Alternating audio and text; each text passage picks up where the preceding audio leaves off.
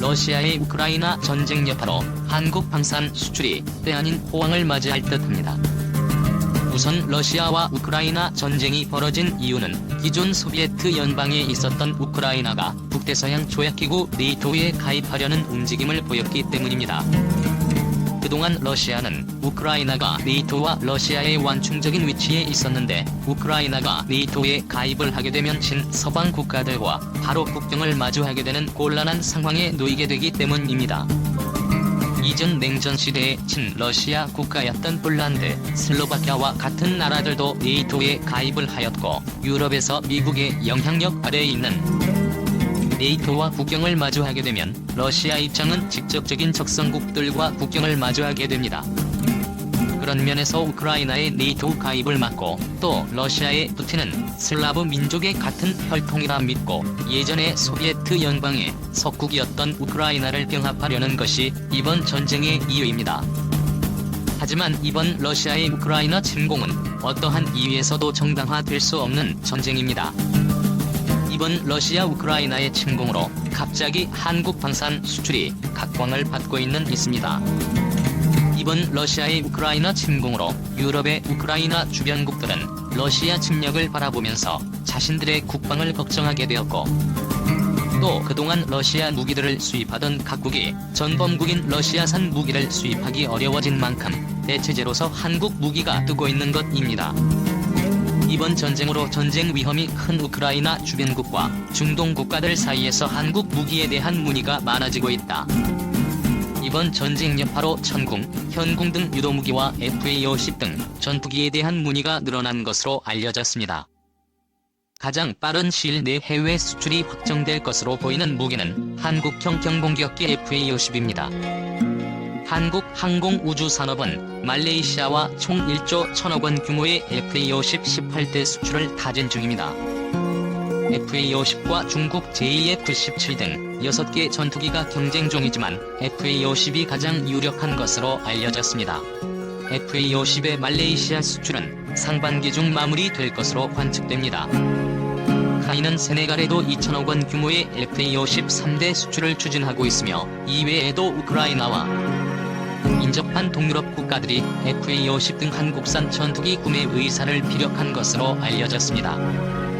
카이는 올해 완제기 수출 예상 금액이 1조 3,160억 원 규모로 지난해 수출액인 7,659억 원보다 71.8% 늘어날 것으로 관측했습니다.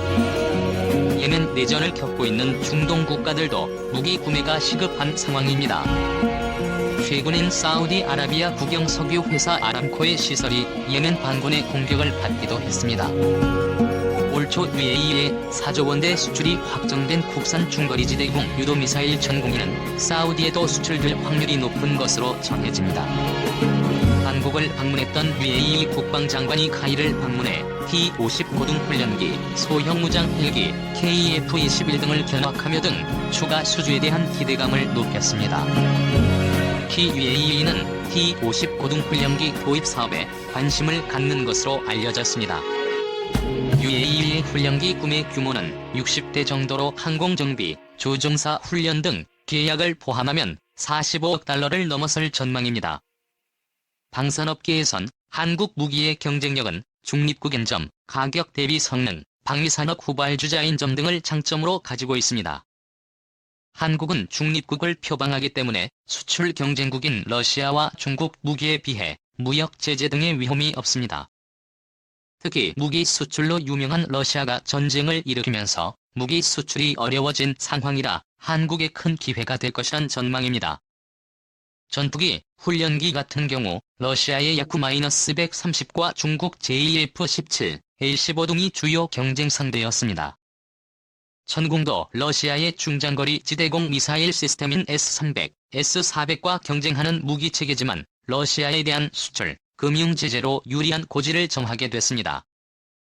한국이 러시아, 미국 등에 비해 방위산업 후발주자인 점도 수출 경쟁력을 높이는 이유 중 하나입니다. 기술이 개발된 지 얼마 되지 않아 생산 라인이 멈추지 않고 가동되는 경우가 많습니다. FA-50과 T-50 같은 경우도 경쟁국의 기종과 달리 현재 생산 라인이 가동 중입니다. 무기를 수입하는 국가에서는 무기 수요가 긴급해진 상황에서 생산 라인 운영 여부는 중요한 고려 사항입니다.